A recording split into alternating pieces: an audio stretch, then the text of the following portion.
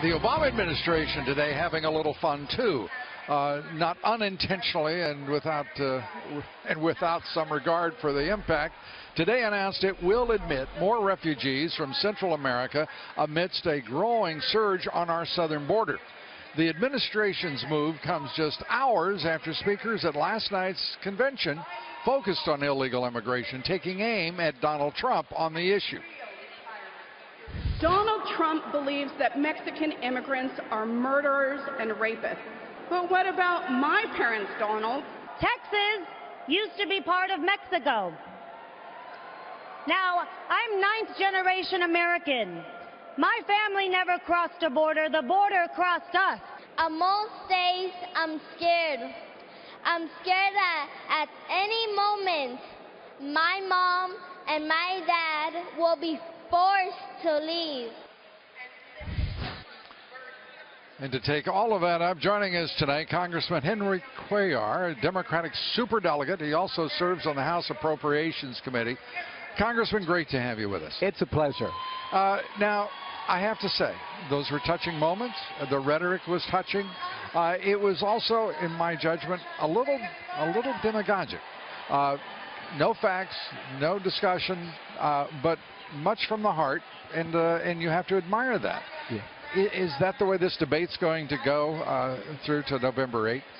Well, I think it is. I think both sides are very, very strong in their positions. I'm one of those individuals. We can attest to that because we've been debating it for 15 years. That's right, and probably a little bit longer. But the thing is, we got to make sure that we can come to a consensus. You know this very well. If we don't do this with our Republican colleagues, it's not going to happen. The last time we had immigration reform, it was President Reagan with the Democrats that got together. I've seen the platform of the Democratic Party. I don't agree with all of it when it comes to immigration. 100 days for amnesty? What do you think of that? Well, the last time we had amnesty, it was President Reagan that had amnesty. I don't believe in amnesty. I want to make sure that either we have a earned citizenship or at least legalize the folks who are here. How do you get over the games that have been played? The Chamber of Commerce, the Business Roundtable, all of these organizations from the right, La Raza, all of those organizations from the left, the Democratic Party, the Republican Party. I mean, you had President Bush talking about their jobs Americans won't do, which are frankly, I think some of the foulest words ever uttered. And if there's ever been a cry of racism in this country, it seems to me somebody missed an opportunity to suggest Americans won't do a job, but illegal immigrants must. How do you all rationalize that? Well, again, look, I represent an area where we have a lot of agriculture, other industries. And again, there is some truth to what they're saying. I mean, I want to say this in the sense that, there are people that advertise jobs and some of those farms, and they can't get them. $14 an hour. I know.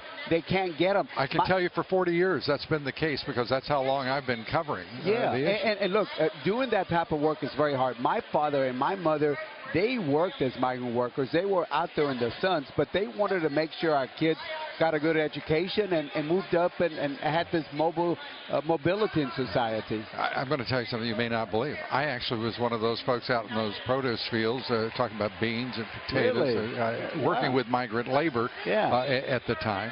And I'll attest, some of the greatest working people, I've ever been associated with. But the reality is, we're sitting here divided as a nation on this issue, and we've got to have a rule of law. Don't you believe that there's got to be consequences, that we've got to secure that border, build the wall as Donald Trump styles it? I don't believe in building a wall, but I do want to see I want to see more law enforcement on the border, more immigration. I want to see more technology. In fact, one of the things that I added in the appropriations was money for more of those aerostats, which are those balloons that the military has used. So there's a way so we can enforce the border. I'm a law and order Democrat. I don't want to see an open border. I do not want to see an open border.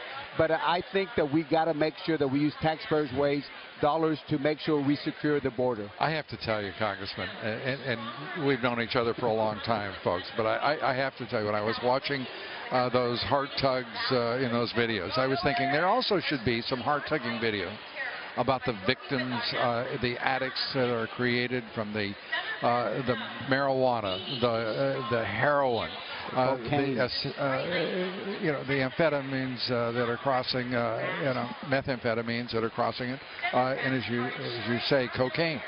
Because across that border comes the major supply, that's the major supply of those drugs coming into this country. And we still have people that do not want to secure the border. Yeah. Well, and again, I want to say a secure border. I do not believe in open borders. I don't want to see an open borders. I believe in making sure that there are consequences. You are in such a minority in your party. I know. Maybe that's one of the reasons I'm not up there. But anyway, that's one of the things that I want to see. I want to make sure we secure the border. And in securing the border, you got to make sure that you have consequences, because if you don't, people are going to come in and just come in without fearing any sort of consequences that come across. Well, this is definitely going to be one of the determinant issues of this campaign, and it's always good to talk with you. Thank you. Wish you all the very best. And I appreciate the story about you working in the fields. My father and mom did that. Appreciate that. And you know what? I was damn proud of it. It's one of the things that, to me, is exciting when we can talk about restoring the dignity of work in this country for all people. I agree. Thank you, Congressman. Thank you so much. All the best. Luke. Thank you. Well, Hillary Clinton's